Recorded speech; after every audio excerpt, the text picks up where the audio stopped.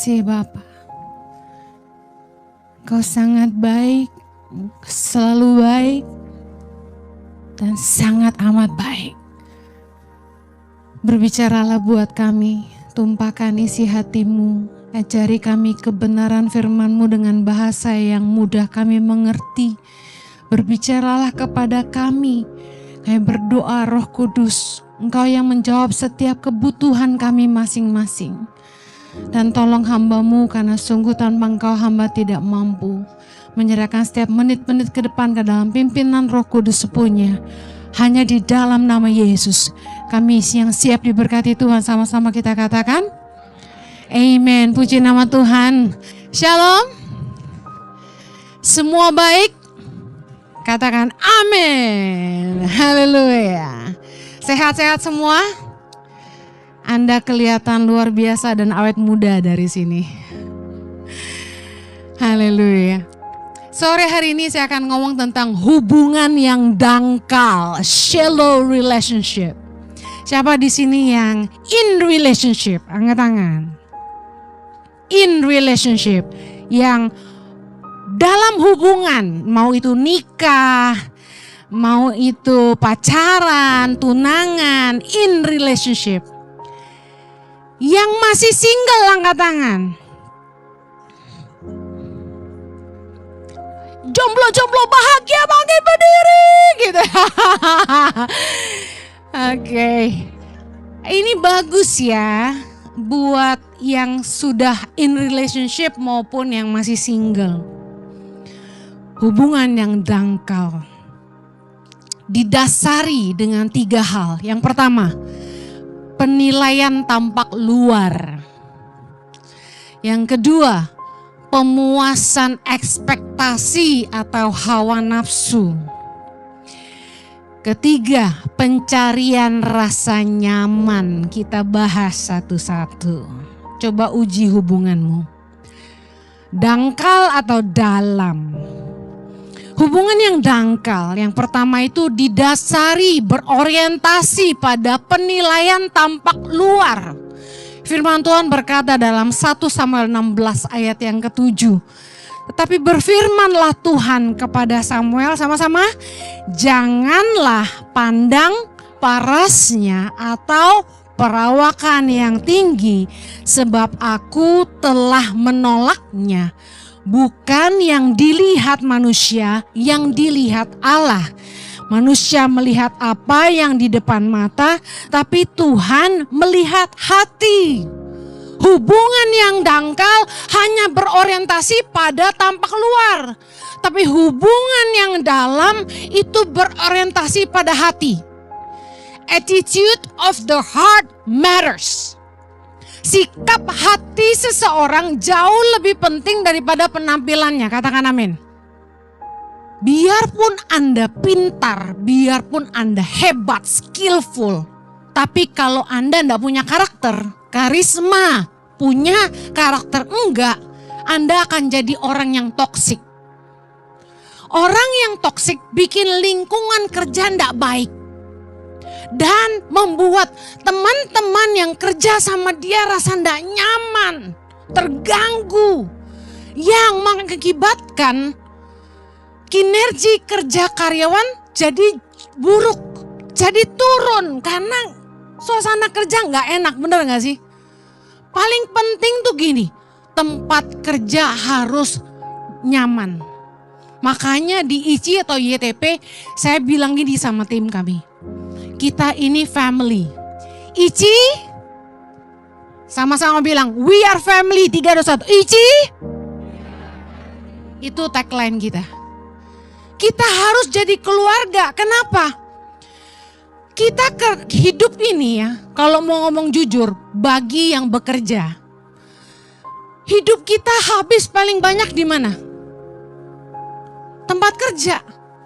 Kalau tempat kerja tidak nyaman, jadi neraka.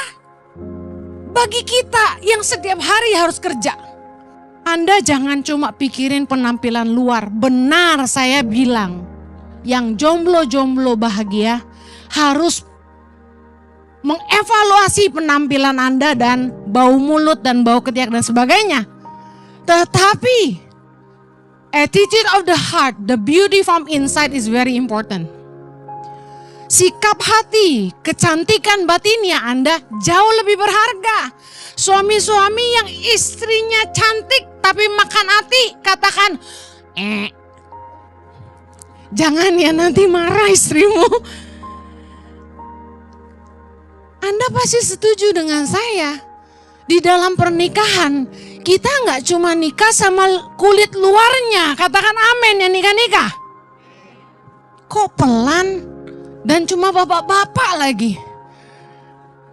Yang nikah, kita itu nggak cuma nikah sama kulit luarnya. Katakan amin. Ini yang jomblo dengar dari kita. Biarpun ganteng, kalau makan hati, goodbye my love. Hubungan yang dalam melampaui penampilan. Api udah mulai sama-sama tua.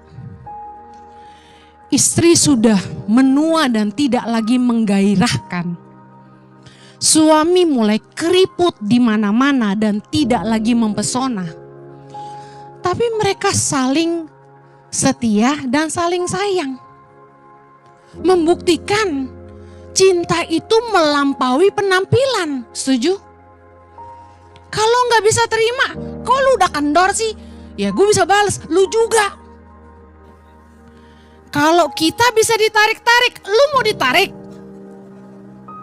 Saya nemenin Pak Jojo di endorse gitu kan dia. Untuk narik pipinya gitu kan. Saya pikir waduh, kalau perempuan pernah melahirkan pasti punya daya tahan penyakit, terasa sakit lebih tinggi, betul gak? Udah pernah melahirkan pasti daya tahan sakitnya lebih tinggi gitu loh. Saya pikir suami saya kasihan nih, pasti kesakitan nih. Sampai waktu di klinik itu dipanggil gini, Bu Heni boleh kok temenin Pak Jojo? Siap. Saya sebagai istri yang baik gitu loh. Gue pegangin tangan kaki gue.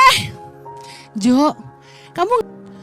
Terus yang nemenin nanya gini, Pak, coba bilang kita rasa sakitnya dari 1 ke 10 berapa? Ya 2. Hah? 2? Langsung dokter bilang gini, suami ibu lebih tahan sakit dari ibu. Nah saya kasih tahu. Kita kan gak semuanya seberuntung itu bisa di endorse. Begitu tua, ya melorot lah semuanya. Betul gak? Dari kantong mata sampai kantong perut. Disitulah teruji cinta kita. Biasanya loh ya, bukan membela perempuan. Laki-laki usia 60 tahun ke atas itu mulai mendua hatinya.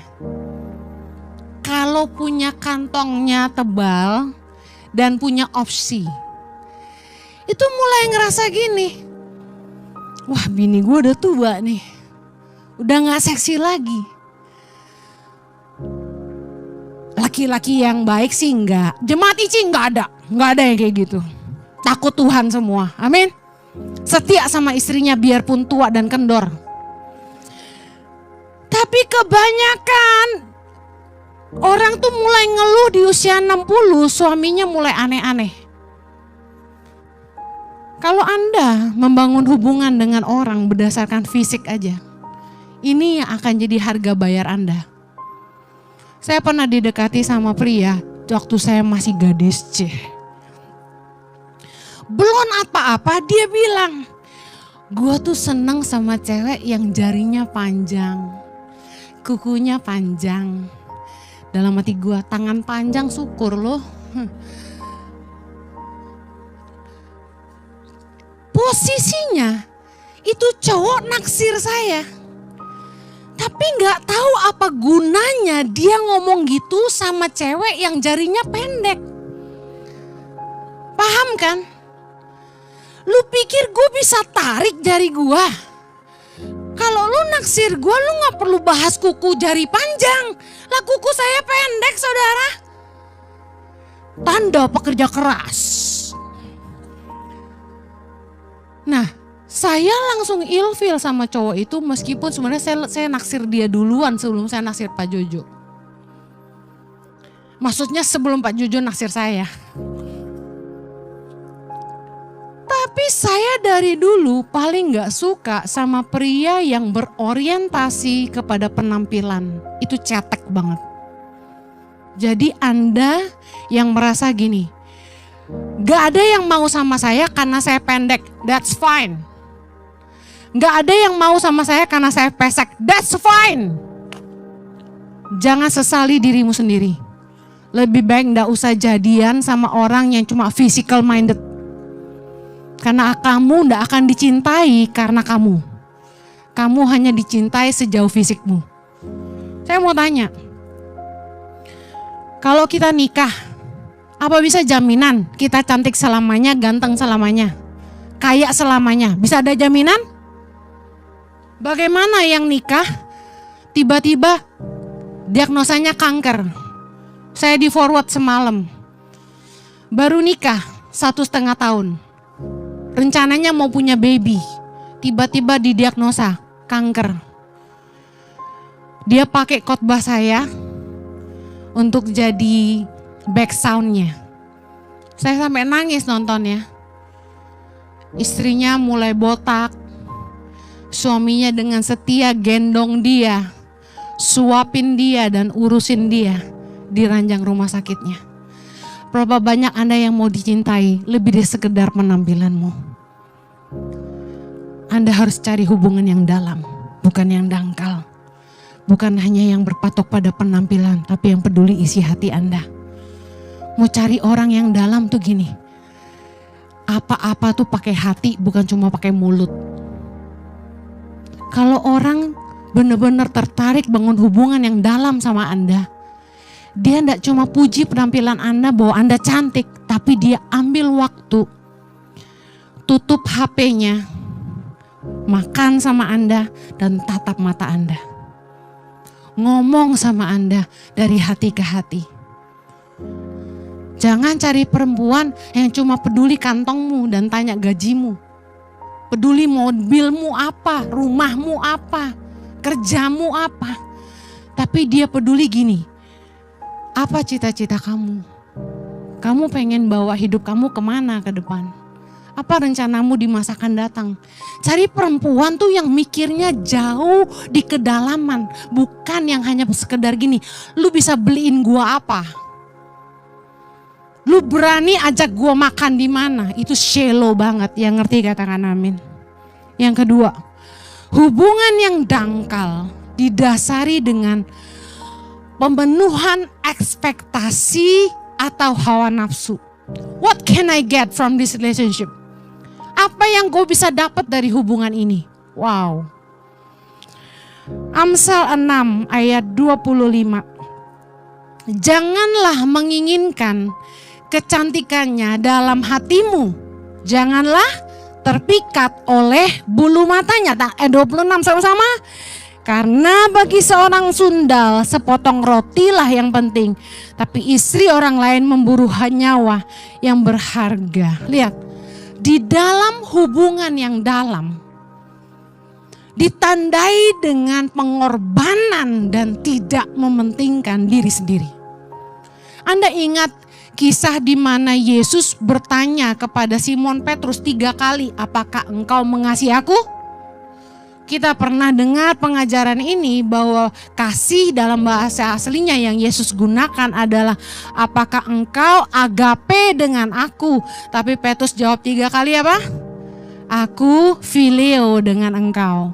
Phileo artinya kasih persahabatan, pertemanan. Tapi agape adalah kasih yang penuh dengan pengorbanan dan tidak mementingkan diri sendiri. Seperti identik kasih Yesus buat kita. Amen. Nah, Tuhan tuh mau kita beranjak dari sekedar kasih pertemanan. Kasih pertemanan adalah gini, mutualisme. Selama kita saling menguntungkan. Tetapi agape adalah satu orang akan berkorban buat yang lain. Hubungan yang dalam adalah hubungan yang didasari oleh kasih agape. Efesus 5 ayat yang kedua. Kita baca sama-sama. Dan hiduplah di dalam kasih sebagaimana Kristus Yesus juga telah mengasihi kamu dan telah menyerahkan dirinya untuk kita sebagai persembahan dan korban yang harum bagi Allah. Lihat, di dalam kasih agape, Yesus menyerahkan dirinya sebagai korban ganti kita. Dalam hubungan yang dangkal adalah orang berfokus orientasinya kepada apa yang saya bisa dapat, keuntungan apa yang saya bisa peroleh dari kamu. Kamu bisa kasih saya apa? You have to make me happy. Tapi hubungan yang dalam terbangun karena kasih. Hubungan yang dangkal penuh dengan ekspektasi, tapi hubungan yang dalam terbangun karena kasih. Yang mengerti katakan amin. Izinkan saya bertanya sore ini sama yang sudah nikah atau yang mau nikah.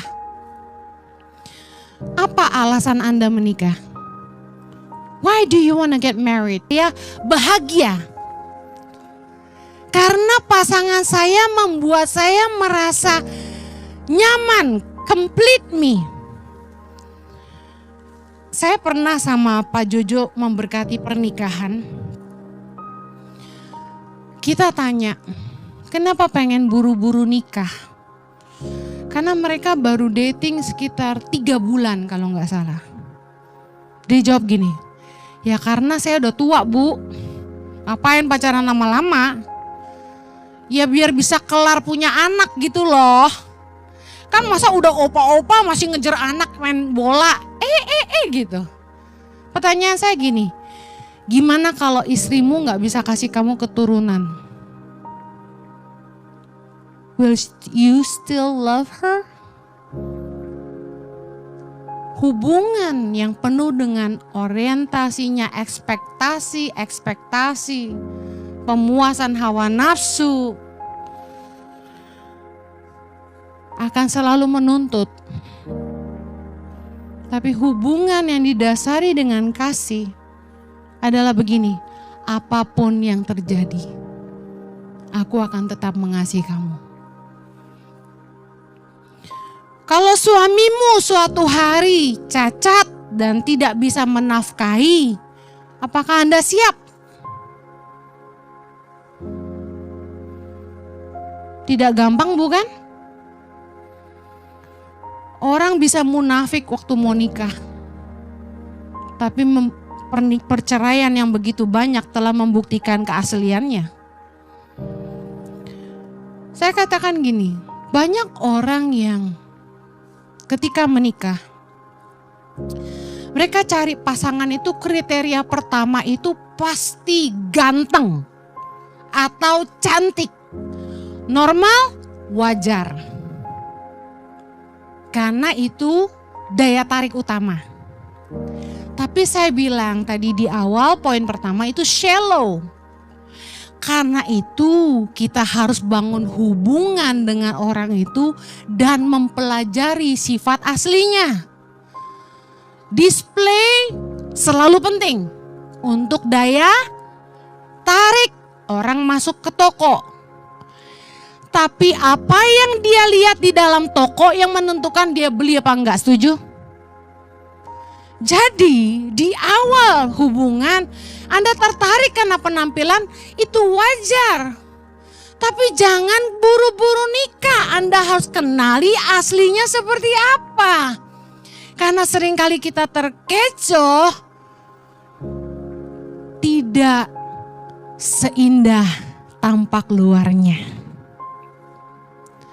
Orang orientasi nikah pada fisik biasanya gini.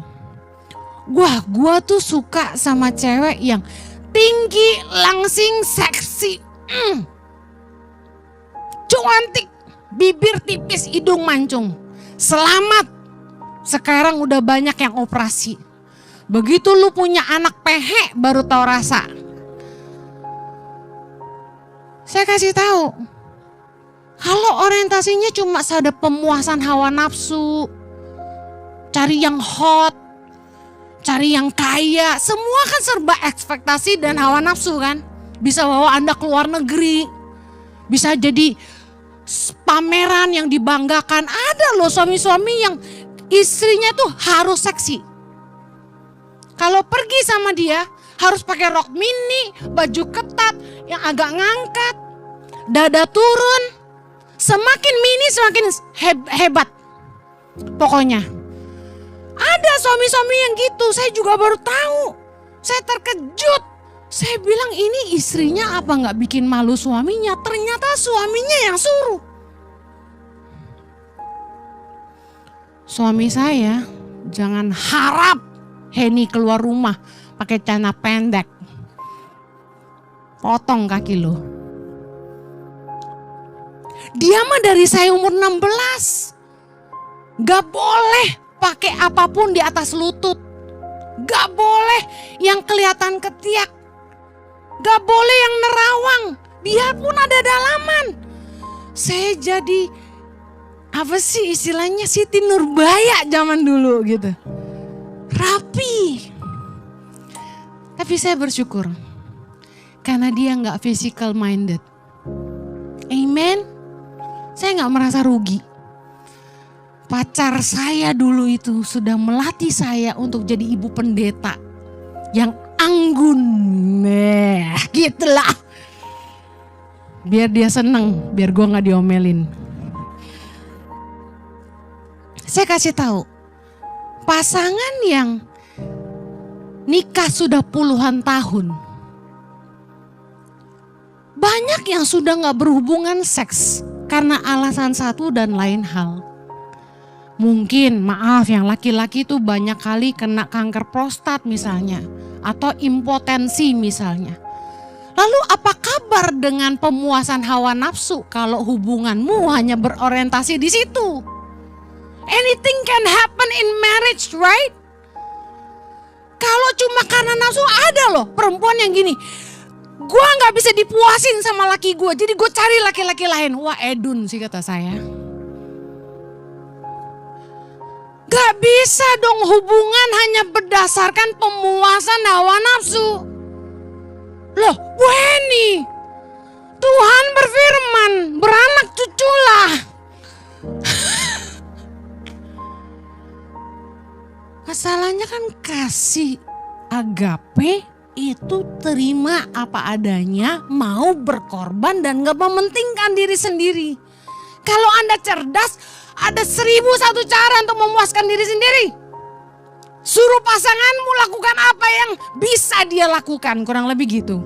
Kalau dia gak mampu dengan cara original gitu kan, udah pikirannya gak usah kemana-mana, kurang lebih begitulah. Gak ada alasan selingkuh. Jangan pernah langgar kebenaran hanya untuk memuaskan keinginanmu. Makanya hubungan gak boleh shallow. Saya saksi ya. Waktu saya hamil pertama kali anak kembar saya Chloe Zoe, saya tuh pendarahan terus. Saya pikir saya udah keguguran, bolak-balik masuk IGD di Australia. Pendarahannya hebat. Saya pikir wah that's it nih, hilang nih anak gue. Saya udah sedih banget. Ternyata karena saya hamilnya sulit, suami saya dan saya tuh bisa dibilang jadi takut berhubungan intim. Jadi selama saya hamil 7.5 months karena Chloe Zoe prematur, kami tidak berhubungan intim sama sekali. Tapi Jojo ndak selingkuh tuh, bisa tahan diri tuh, nggak minta-minta dibantu juga tuh. Sebenarnya kalau Anda mengasihi, seks itu bukan jadi kebutuhan primer di pernikahan. Meskipun suami dan istri tidak bisa menahan untuk melayani pasangan karena itu kebutuhan. Tapi kalau keadaan di mana itu tidak memungkinkan, nggak bisa jadi alasan karena perselingkuhan. Ya setuju bilang amin. Makanya hubungan kita nggak boleh shallow. Hubungan yang dangkal selalu berorientasi kepada pemenuhan ekspektasi dan hawa nafsu. Makanya nggak heran, begitu orang nggak dapet yang dia inginkan dalam pernikahan, mereka bercerai. Yang ketiga, yang terakhir, hubungan yang dangkal didasari dengan pencarian rasa nyaman. Kenapa kamu mau sama aku? Abis kamu lucu. Kamu selalu bikin aku ketawa. Siapa di sini yang pacaran karena itu? Pacarnya lucu. Pasti karena wajahnya kurang lucu. Orang yang mencari rasa nyaman dalam hubungan tidak akan bertahan. Renungkan ini baik-baik. Orang yang mencari rasa nyaman dalam hubungan pasti tidak akan bertahan. Semakin kita dekat dengan seseorang, kita akan ngalamin banyak gesekan. Yang setuju katakan amin. Nggak ada hubungan yang problem free. Nggak ada. Kalau Anda cuma cari rasa nyaman, saya akan kasih tahu Anda tidak ada pernikahan yang nggak ada masalah. Nggak ada hubungan yang nggak punya masalah. Mau sama teman, mau sama bos, mau sama pacar, mau sama orang tua, mau sama adik, sama koko, sama. Setuju katakan amin. Kita nggak bisa cari rasa nyaman dalam hubungan. Rasa aman karena suami kerja, punya penghasilan, saya paham. Tapi Anda mengerti maksud saya. Bagaimana kalau dalam hubungan Anda tidak menemukan rasa nyaman? Apakah Anda akan meninggalkan? Di dalam hubungan justru konfliklah yang menguji kemurnian kasih dan motivasi. Yang setuju katakan amin.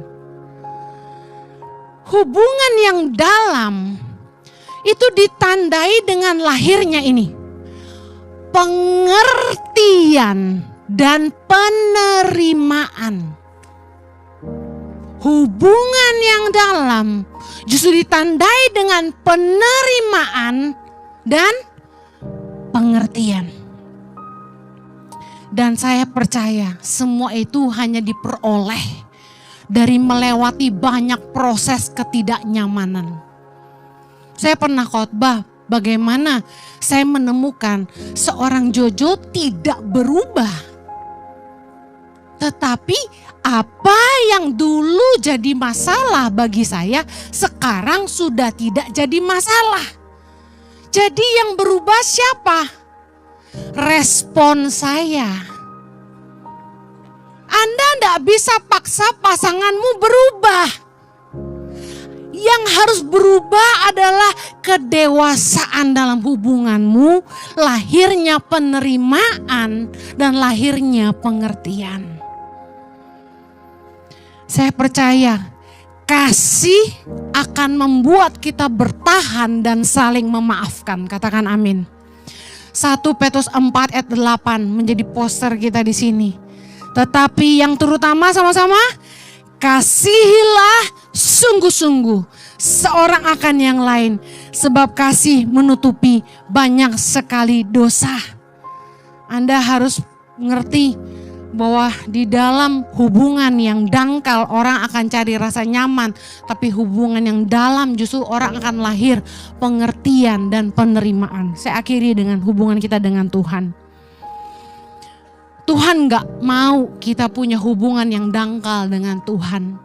Tuhan mau kita punya kedalaman dengan Tuhan. Seperti kasih phileo yang harus naik menjadi kasih agape. Kasih phileo bicara apa? Yang mencari benefit, self-seeking, mencari keuntungan, hanya mencari rasa nyaman. Kita hanya kejar berkat Tuhan, penyediaan Tuhan, pertolongan Tuhan, mujizat Tuhan. Tapi kita tidak mau berkorban buat Tuhan. Kita tidak mau kasih hidup kita buat Tuhan. Kita tidak mau nabur buat pekerjaan Tuhan. Dan kita tidak mau peduli apa yang jadi isi hati Tuhan. Kita tidak mau tahu apa yang jadi kehendak Tuhan. Kenapa? Karena justru disinilah kita harus berkorban. Disinilah kita tidak bisa mementingkan keinginan saya, tapi keinginan Tuhan.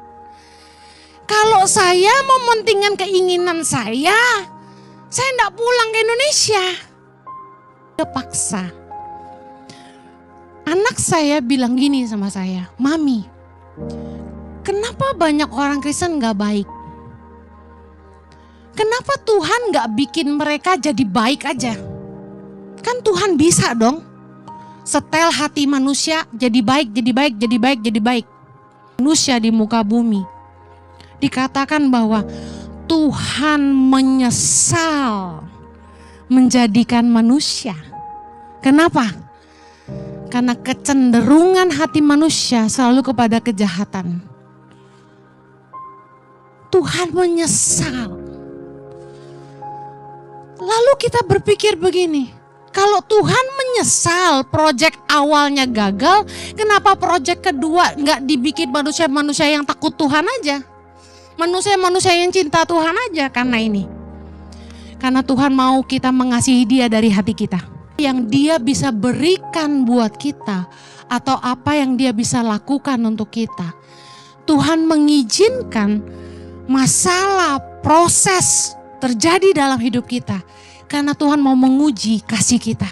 Mari baca sama-sama Habakuk 3, 17 sampai 19. Sama-sama, ini ayat terakhir dari saya. 3, 2, 1. Sekalipun pohon ara tidak berbunga, pohon anggur tidak berbuah, hasil pohon zaitun mengecewakan, sekalipun ladang-ladang tidak menghasilkan bahan makanan, kambing domba terhalau dari kurungan, dan tidak ada lembu sampi dalam kandang. Namun aku akan bersorak-sorak di dalam Tuhan, beria-ria di dalam Allah yang menyelamatkan aku. Allah Tuhanku itu kekuatanku. Ia membuat kakiku seperti kaki rusa. Ia membiarkan aku berjejak di bukit-bukitku. Dengar, biasanya di fase-fase proses pendewasaan iman inilah banyak orang Kristen mulai kecewa. Kenapa Tuhan gak jawab doa saya? Kenapa Tuhan tidak memberkati usaha saya? Kenapa Tuhan tidak mengkaruniai saya keturunan? Kenapa jodoh saya gak kunjung datang? Kenapa saya sakit? Kenapa? Orang mulai kecewa sama Tuhan.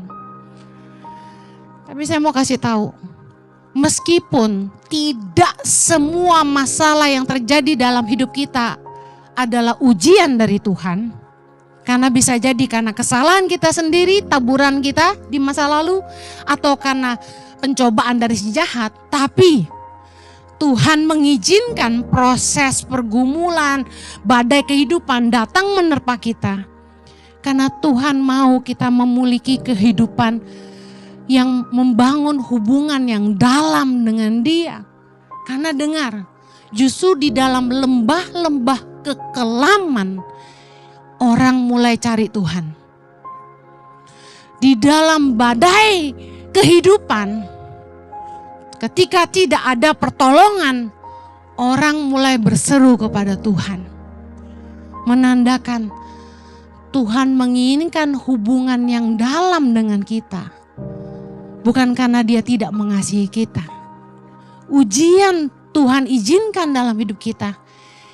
Karena Tuhan mau cari satu. Tuhan mau cari hatimu untuk Dia. Karena selama kita nyaman, selama kita nikmati berkat Tuhan, kita terkadang lupa sama Tuhan. Waktu kita susah, kita mau berjalan, kita minta tuntunan Tuhan. Kita mau bikin apa-apa, kita tanya Tuhan. Kita bilang dengan gaya Musa, jangan suruh kami pergi dari sini kalau Tuhan tidak menyertai kami. Tapi kemudian ketika kita menjadi kuat dan semuanya baik-baik saja, kita mulai tinggalkan Tuhan di belakang kita. Tuhan izinkan pergumulan karena Tuhan tidak mau kehilangan kita. Tuhan mengizinkan semua proses terjadi di hidup kita supaya kita punya kedalaman dengan Dia. Amen. Dan orang-orang yang sungguh-sungguh mengenal Allah pasti akan bertahan sampai kesudahannya. Yesus berkata dalam Matius 24 ayat 13, tapi orang yang bertahan sampai pada kesudahannya akan selamat. Jangan cari hubungan yang dangkal, yang hanya cari yang tampak luar indah, hanya cari rasa nyaman, hanya cari ekspektasi kalau Tuhan tidak kasih saya tidak ikut Tuhan lagi. Tapi mari go deeper, pergi ke tempat yang lebih dalam. Punya hubungan yang lebih intim sama Tuhan. Ganti doamu. Tanda orang mengasihi Tuhan bukan lagi cari berkat Tuhan, tapi dia cari kehendak Tuhan. Saya tidak pernah minta berkat sama Tuhan. Saya tidak pernah doa, Tuhan kasih saya jemaat yang banyak dong. Kasih saya gereja yang besar dong. Saya tidak pernah doa itu, saudara. Tuhan bikin saya terkenal dong. Tuhan bikin saya kaya raya dong. Saya nggak pernah doa itu, saudara. Saya kejar hati Tuhan. Setiap kali saya doa, saya selalu bilang ini, what do you want from me, Lord? Please speak to me. Bicara sama aku, Tuhan. Apa yang kau mau dengan hidupku? Dan saya rindu Anda bertumbuh di titik itu juga.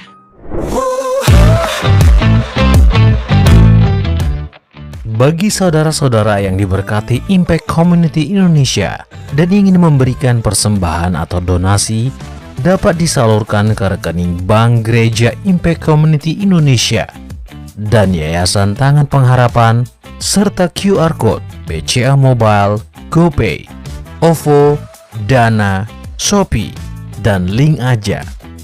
Ibadah Impact Community Indonesia menjadi 5 sesi. Ibadah jam 8 pagi, jam 10, jam 12 siang, jam 3 sore, dan jam 5 sore. Seluruh ibadah berlangsung on-site di Mall of Indonesia, lantai P3, Kelapa Gading, Jakarta Utara. Bagi jemaat yang ingin mengikuti secara online, ibadah live streaming dapat diikuti pada pukul 10 pagi waktu Indonesia Barat di YouTube Impact Community Indonesia.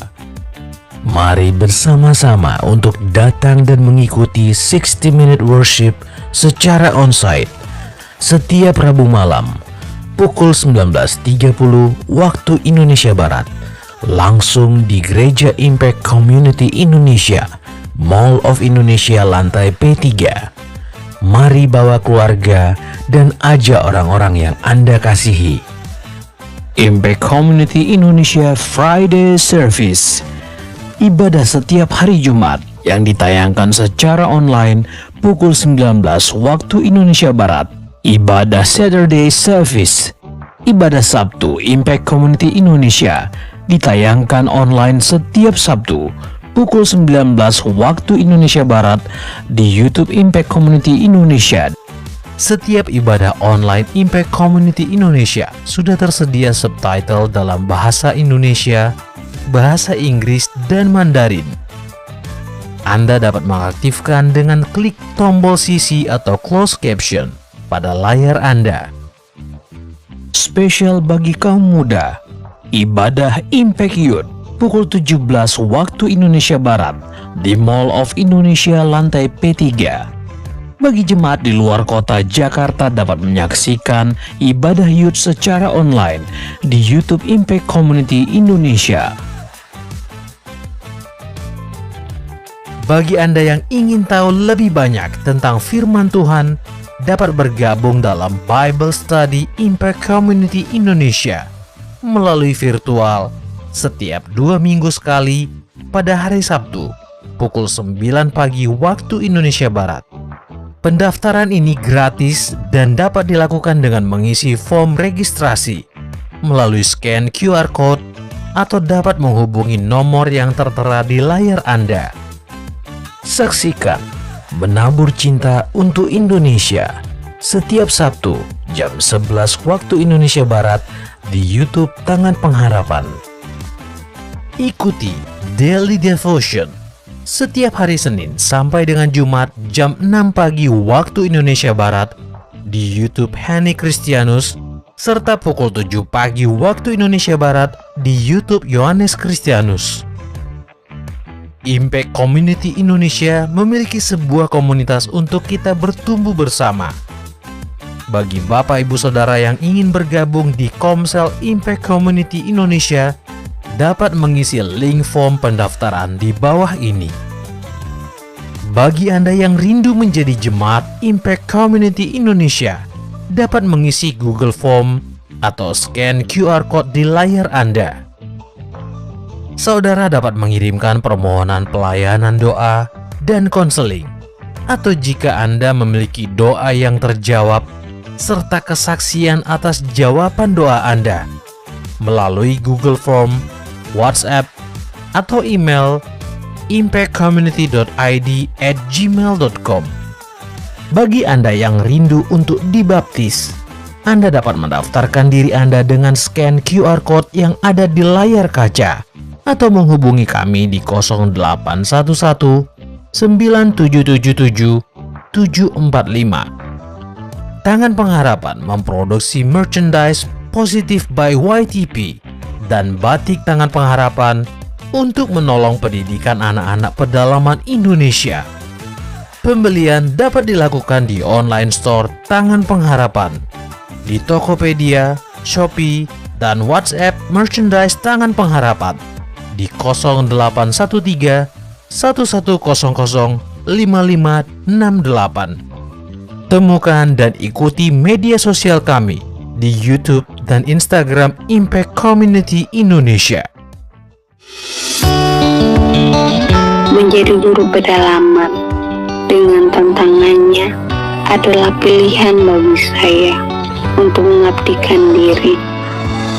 Perkenalkan, saya Gregorianti Yunilio, salah satu guru pedalaman Yayasan Tangan Pengharapan yang sudah bertugas hampir 2 tahun di tempat ini.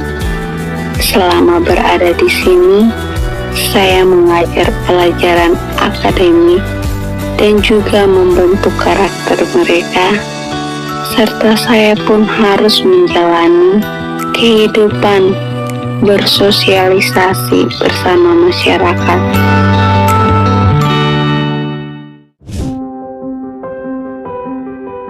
Saat belajar, tentunya pembelajaran harus dikemas dengan cara yang kreatif sesuai kebutuhan para murid agar memudahkan mereka mengerti apa yang disampaikan oleh saya. Selain pembelajaran akademik, saya pun harus mengajar bagaimana memiliki karakter yang baik dengan memberikan contoh diri sendiri, belajar tentang kerapian berpakaian, belajar tentang bernyanyi dan berdoa, mendorong mereka untuk memiliki kegemaran membaca, serta mengajarkan bagaimana membersihkan dan merawat luka agar bisa lekas pulih. Selain pembelajaran bersama anak-anak, saya di sini juga belajar bagaimana bisa hidup bersosialisasi bersama masyarakat, belajar tentang adat istiadat di tempat ini, belajar bagaimana bisa membuat kue dari tepung sagu, belajar mengelola kerang atau biak, serta belajar menjaring ikan di pesisir pantai. Berada dan menjalani hidup bersama masyarakat mengajarkan saya tentang arti kesederhanaan dan arti bersyukur.